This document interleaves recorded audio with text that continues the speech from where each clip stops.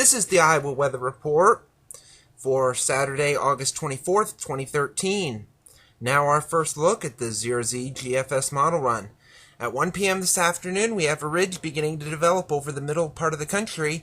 A little bit of energy moving through. That'll be a warm front that'll be coming through the state later today, and that could produce maybe an isolated shower or storm. They'll be very isolated. Many areas, maybe 90% of the state, will remain dry with highs in the 80s east to near 90 west. And unfortunately, it gets a lot warmer here on Sunday. As the frontal system moves away, the winds turn southwesterly. It'll be quite breezy. Winds 10 to 20, maybe gusty in the western counties, with highs well into the 90s, maybe mid-90s in the west to low 90s in the east.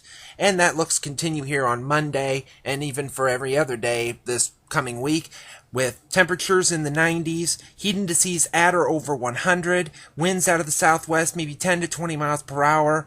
And that'll be the case Monday. That'll be the case Tuesday here. Same story. The rain showers up across the Great Lakes and into the upper Ohio River Valley and also across the northwest. But it's still dry and very hot here, and that looks to continue into Wednesday. That rain shower activity over the Great Lakes moves into the mid-Atlantic and upper Ohio River Valley. That's not here, though. It's still hot. Highs in the 90s, heat indices at or over 100 with almost no clouds to be seen. That continues into Thursday. We'll have rain to our south and east. We'll have rain far to our north and west, and temperatures are still going to be in the 90s with heat indices at or over 100 with sunshine. The GFS wants to bring in a few little specks of showers here Friday.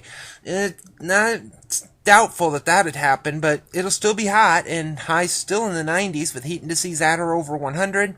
And it looks to be the case even into next weekend. This is next Saturday. You can see the ridge beginning to expand a little bit and become a little more flatter as a trough begins to dig across the north and west. That'll be actually the next storm system coming at us. You can see it's beginning to develop over the Dakotas, back into the north and west, and that'll start to sweep through in the extended period, but we don't have very much confidence in that at this time, and you'll see why.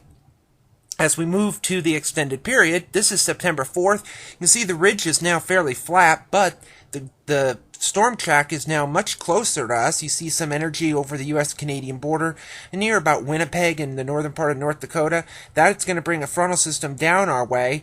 That could bring some showers and thunderstorms in the northern high plains into the Midwest, but it still looks dry around here, but it's not going to be as hot. Highs in the 80s to maybe near 90 at this point.